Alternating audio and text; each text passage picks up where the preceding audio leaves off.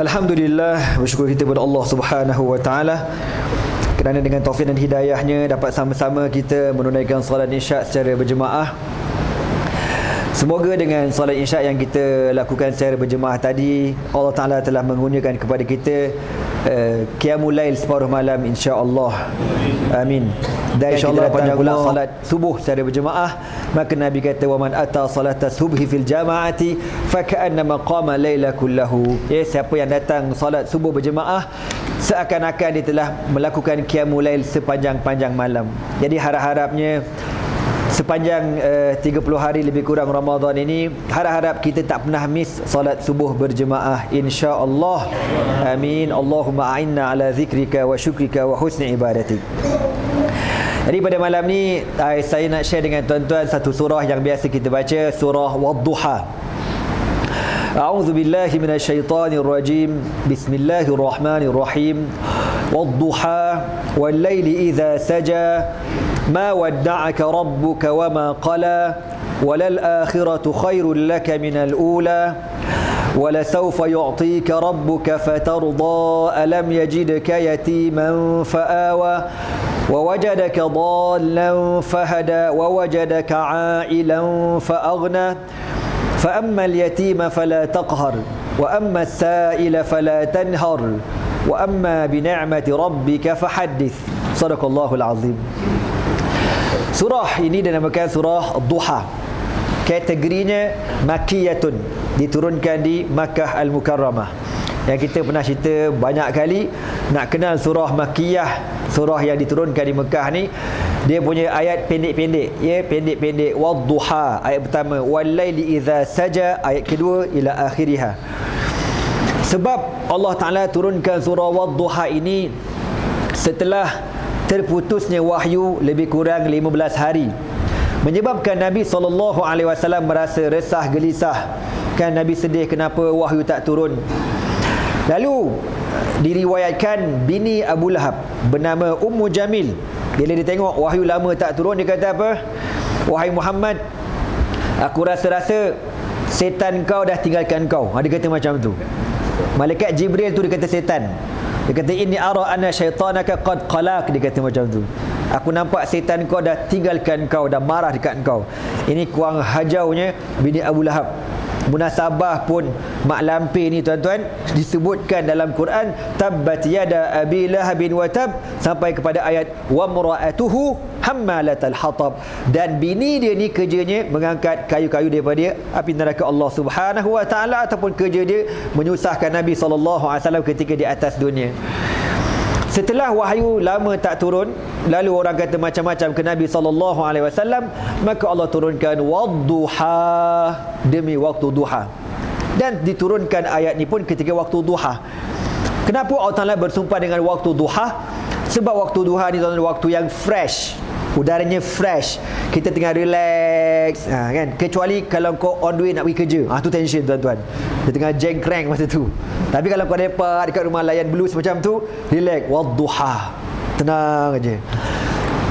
Wal-laili idza saja, idza ghatta bi zalamihi, dan demi waktu malam apabila dia menutup dengan kegelapannya. Dua-dua waktu ni tenang. Duha pun tenang, malam pun tenang juga. Gelap, relax. Wa ja'alna al-laila libasa wa ja'alna an-nahara ma'asha. Kami jadikan waktu malam kepada kamu untuk pakaian kamu, dan kami jadikan waktu siang untuk kamu mencari kehidupan. Wadduha wal laili idza saja ma wadda'aka rabbuka wa ma qala. Allah kata dekat situ, ma wadda'aka rabbuk, tidaklah Tuhan engkau meninggalkan kau wahai Muhammad, wa ma qala, dan tidaklah Tuhan engkau wahai Muhammad marah benci kepada engkau wahai Muhammad sallallahu alaihi wasallam. Yang bila wahyu lama tak turun, orang kata Allah dah tak suka ke Nabi lah, malaikat Jibril dah menyampah dekat Nabi, orang kata macam-macam. Lalu Allah kata apa? Ma wadda'aka rabbuk, Allah tidak akan tinggalkan kau wahai Muhammad sallallahu alaihi wasallam, wa ma qala, dan Allah tidak murka kepada kamu. Ayat ni tuan-tuan diturunkan kepada Nabi SAW dan kepada umatnya Nabi Muhammad SAW. Maka kita kena yakin 100% bahawasanya selagi mana kita ni ikut apa yang Nabi ajar, kita ikut apa yang Al-Quran ajar, kita ikut perjuangan Nabi Muhammad sallallahu alaihi wasallam, Allah janji, Allah kata apa? Mawadda'aka rabbuk. Allah tidak akan tinggalkan kita. Maka hendaklah kita apa? Istiqamah sehingga diberikan kemenangan. Takbir. Allah. Macam tu lah.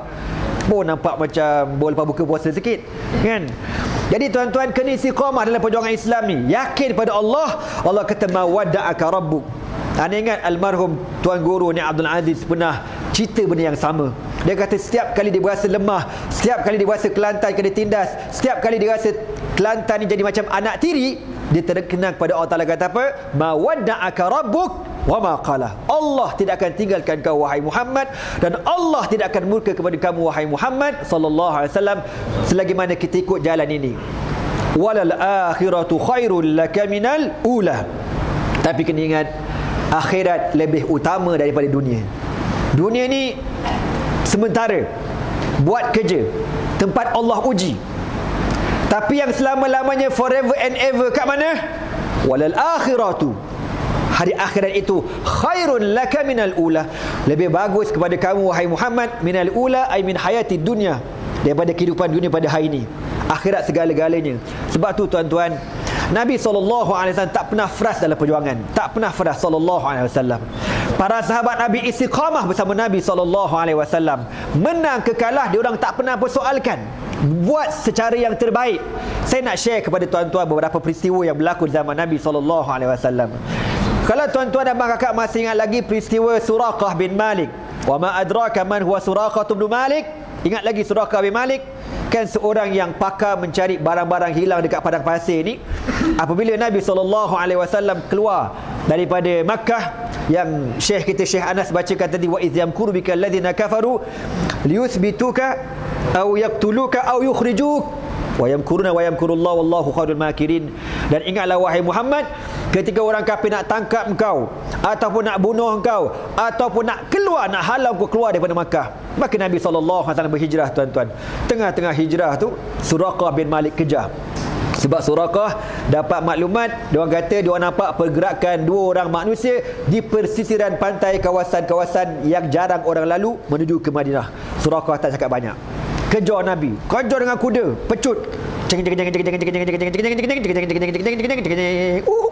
kejar, kan? Sebab apa bersungguh nak kejar?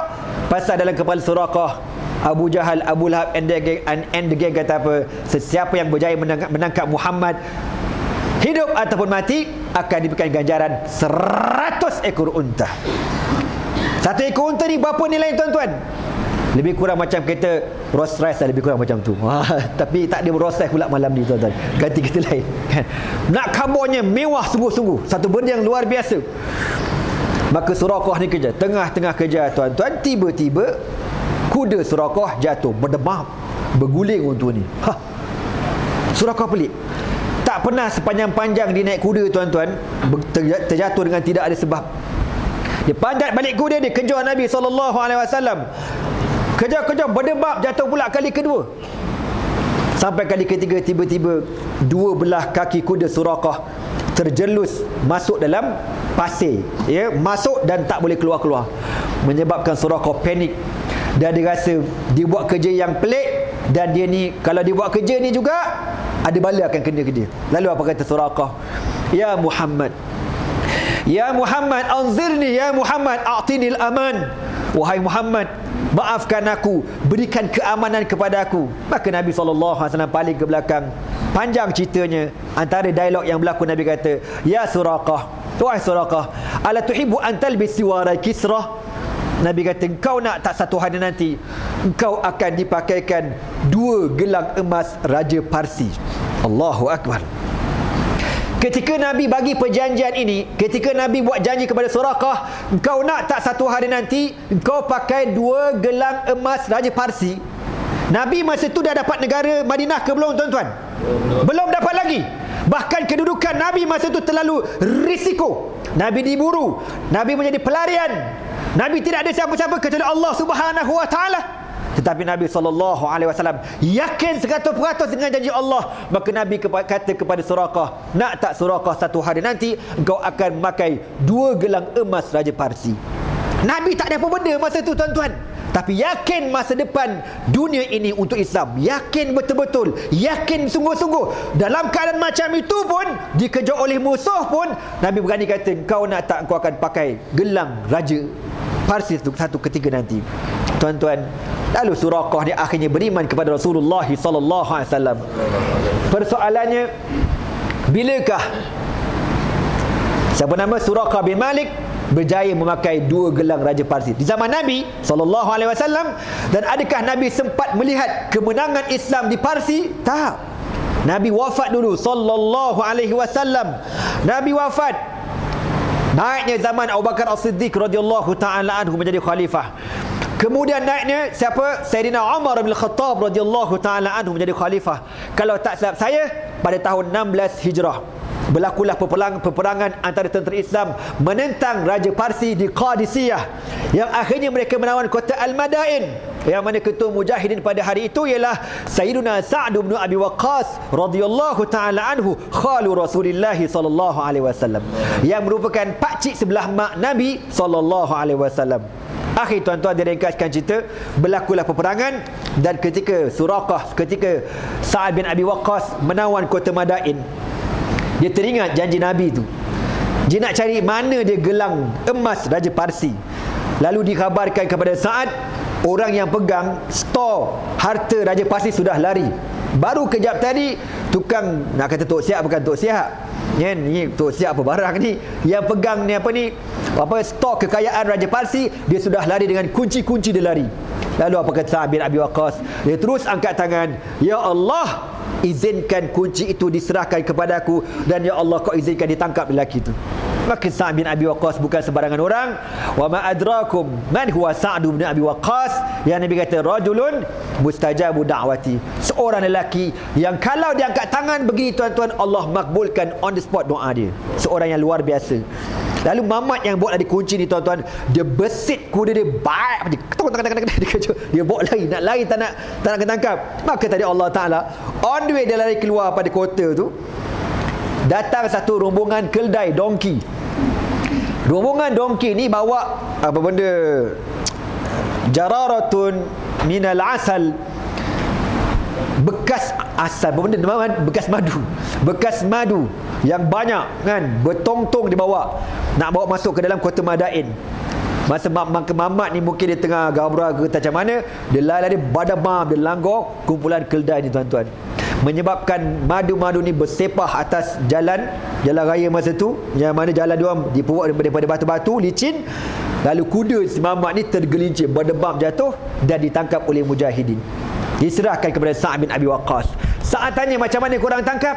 Dia kata apa? Mamat ni sudah jatuh dengan sebab kudanya tergelincir di atas madu-madu yang banyak. Maka apa kata Sa'ad bin Abi Waqqas? Inna lillahi junudan minal asali, sesungguhnya Allah Ta'ala ni punya tentera, madu pun tentera Allah Subhanahu wa Ta'ala. Tuan-tuan ya, jadi amalkanlah makan madu. Gitu. Ada harapan boleh bermadu kalau beranilah ya. Maka tuan-tuan, dibuka kekayaan siapa nama Raja Parsi Kisra Yazdujar, berlonggok-longgok hartanya, dan dibawa ke Madinatul Munawwarah. Sampai di Madinah, Umar bin Al-Khattab radhiyallahu taala anhu, ada riwayat cerita, bila dilonggokkan harta benda yang berlambak-lambak dengan emas, dengan perak, dengan berlian, tak apa ke benda aku pun tak reti. Umar ni tuan-tuan, bila nampak emas berlonggok-longgok ni, dia ambil tongkat dia kuih-kuih macam kuih sampah. Apa ni? Bid'ah ni. Kalau kita masyur, kan, 10 untuk kau, 20 untuk aku. 10 untuk kau, 20 untuk aku. Kalau kita, tapi Umar bin Al-Khattab, dia kuis-kuis macam tu, sampailah dia ternampak 2 gelang emas Raja Parsi. Lalu Umar bin Al-Khattab naik atas mimbar. Dia kata apa? Aina Suraqah bin Malik? Mana Suraqah bin Malik? Suraqah dah ada dah. Ana tafadhal ila al-amam, mai ke depan. Lalu apa kata Umar? Ma wa'ada bika Rasulullah sallallahu alaihi wasallam. Apakah yang pernah Nabi satu ketika dahulu, lebih kurang 20 tahun yang lampau, Nabi pernah berjanji kepada engkau? Apa kata Suraqah? Nabi berjanji kepada aku ketika aku kejar Nabi. Dia kata apa? Wahai Suraqah, nak tak satu hari nanti kau akan memakai 2 gelang emas Raja Parsi? Lalu sahabat semua diamlah ke dalam masjid. Umar kata, taqaddam ilal amam, meh ke depan. Lalu tuan-tuan, dihulurkan tangan Suraqah bin Malik dan dipakaikan 2 gelang emas Raja Parsi. Ketika disarungkan 2 gelang emas Raja Parsi, fakabbaral muslimuna jami'an, seluruh para sahabat melaungkan takbir. Lambat kau orang ni, lemah betul aku. Tak kata tak buka lagi, dah buka dah. Seluruhnya melaungkan takbir. Kenapa? Benarnya janji Rasulullah sallallahu alaihi wasallam dan benarnya janji Allah Subhanahu wa taala. Nak khabar je tuan, Islam ni, kemenangan Islam tak semestinya kita nampak ketika kita hidup.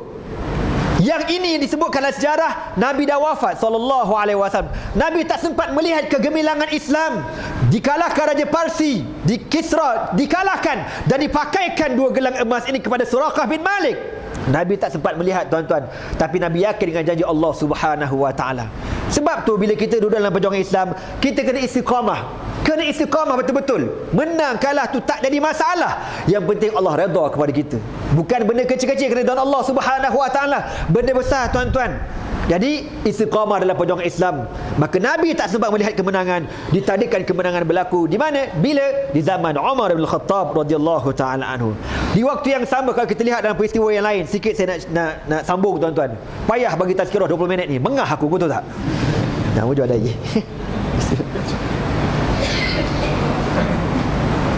Ketika perang Khandaq, Rasulullah sallallahu alaihi wasallam dan para sahabat gali parit antara 2 buah bukit di Madinah. Gali tuan-tuan. Dalam keadaan sahabat semua lapar belaka, kurus kering, masing-masing ikat perut dengan batu. Tiba-tiba tengah-tengah gali nampak ada sebongkah batu yang besar. Maka sahabat ni dah tak lagan, kelepeh, tak boleh buat apa kan. Lalu sahabat panggil Nabi, ya Rasulullah, kami bertembur dengan satu bongkah batu yang besar. Maka Nabi turun, fa akhadhal mi'wala bi yadihi, maka Nabi ambil pemukul dengan tangannya. Nabi bismillah, Allahu akbar, kapah, Nabi hempuk dekat batu besar ni. Maka terpancar cahaya. Nabi kata, Allahu akbar, utitu mafatih Syam. Allahu akbar, aku diberikan kunci-kunci kerajaan Asyam. Kerajaan Syam maksud siapa yang jaga? Kuasa besar mana? Rom yang menguasai Syam ketika itu. Nabi ketuk lagi dengan mi'wal, dengan penukul kali kedua. Bismillah, parabah, memancar cahaya. Allahu akbar, utitu mafatih Farisa. Nabi kata, aku diberikan kunci kerajaan Parsi. Dan Nabi ketuk kali ketiga. Allahu akbar, pecah habis, hancur batu ni. Maka Nabi kata apa kali ketiga? Aku diberikan kunci kerajaan Yaman.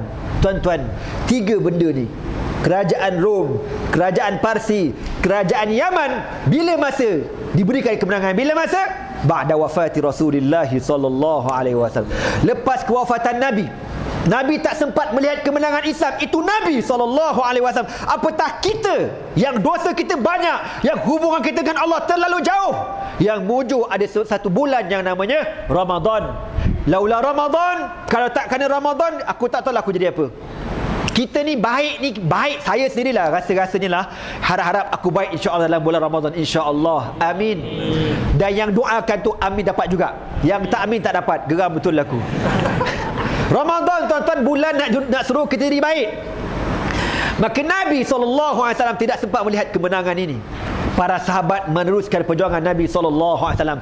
Bilakah diberikan kemenangan sehingga kerajaan Rom tunduk kepada kerajaan Islam? Sikit saya nak share tuan-tuan. Di zaman Umar Al-Khattab radhiyallahu ta'ala anhu, pada tahun yang sama, 16 Hijrah.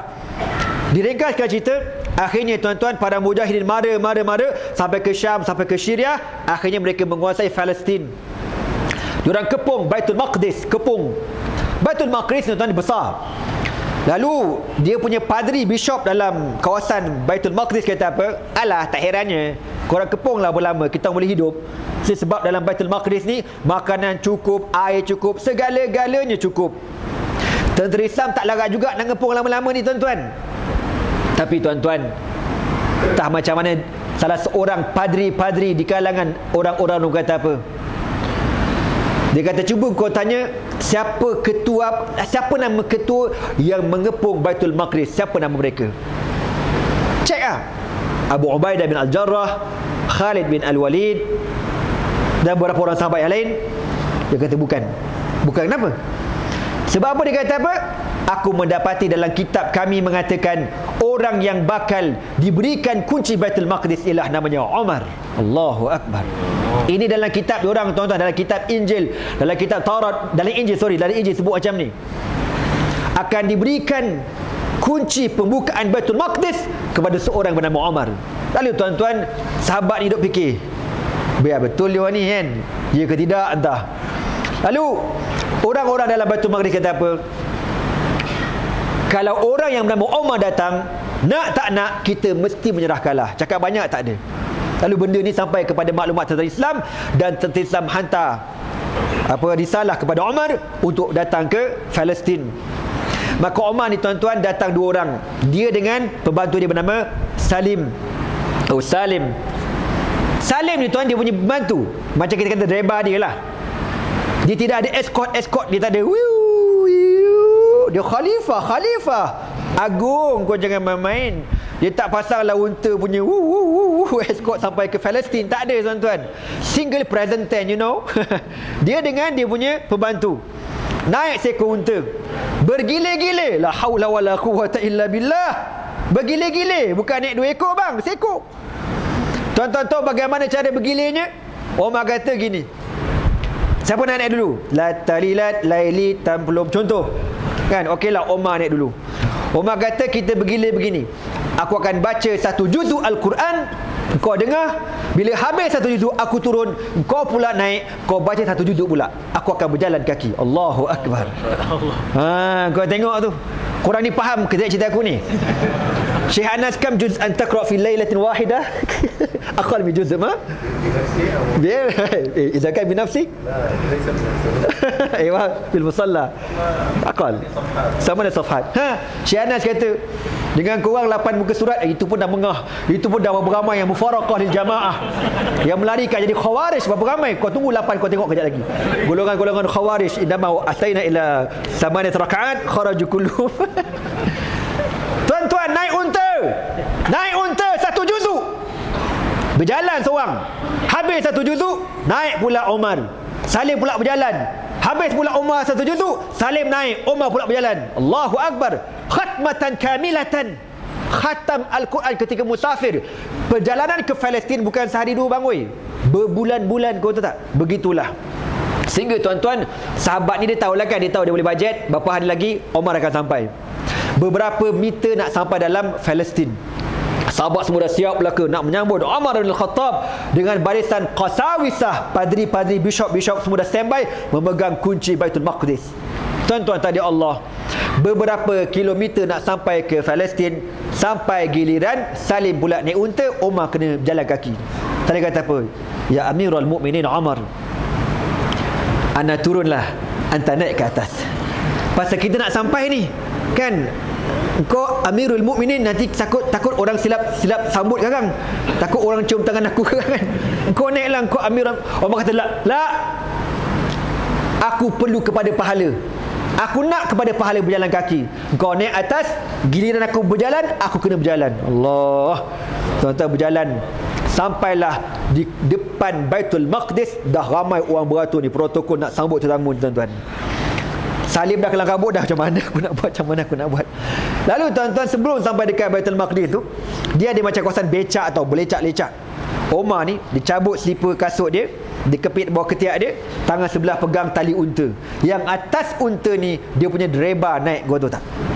Dia kepit gitu, dia sing-sing jubah dia, dia pun lalu dekat lecak tu. Habis basah lenjun jubah dia, tuan-tuan. Sampai dekat hadapan Baitul Maqdis. Masa tu para sahabat Nabi Abu Ubaidah bin Al-Jarrah radhiyallahu ta'ala dah tunggu. Dia nampak, aduh, macam mana ni, aduh. Takkanlah khalifah buat kerja macam ni, jengkreng ah.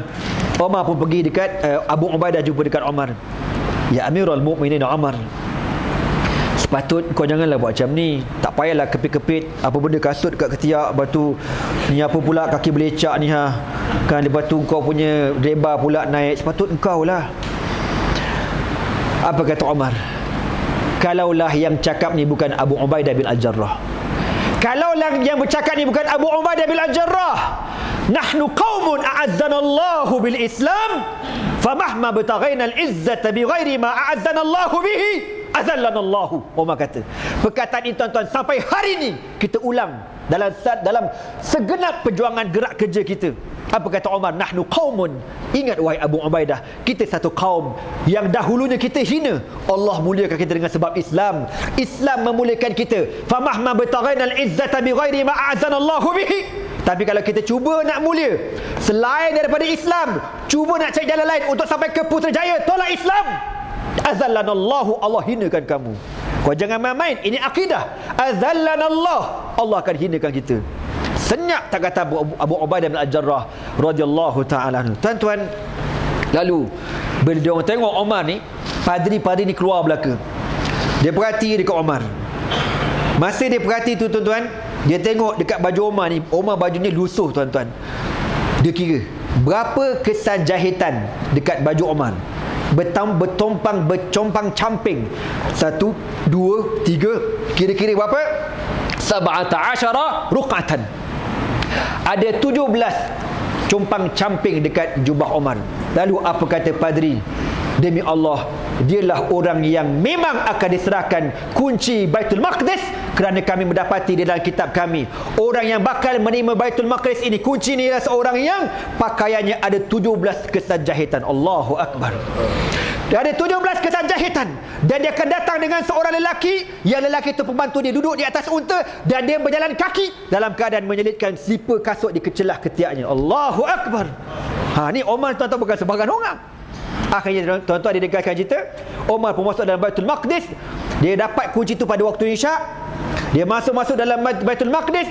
Dia sembahyang, dia sujud, dia angkat kepala bila tuan-tuan, bila orang azan sembahyang subuh. Allahu Akbar. Sembahyang subuh baru angkat kepala tuan-tuan. Itulah kegemilangan Islam. Kita ni tuan-tuan nak balik kepada itu sebenarnya. Kita pegang Islam betul-betul, yakin masa depan untuk Islam. Tapi kalau kita berasa tak yakin, ya tak ya, 50-50, susah perjuangan ni tuan-tuan. Jadi yakin kepada Allah Ta'ala. Allah kata apa? Ma wadda'aka rabbuka wa ma qala. Allah takkan biarkan kamu wahai Muhammad. Tuan-tuan, kalau saya sambung lagi surah ni, silap lagi 3 surah dalam surah ni. Jadi sebelum korang balik, biar aku berhentilah dulu. InsyaAllah panjang umur, murah rezeki. Jumpa lain kali. Aku qauli hadza wa astaghfirullah li wa lakum. Wassalamualaikum warahmatullahi taala wabarakatuh.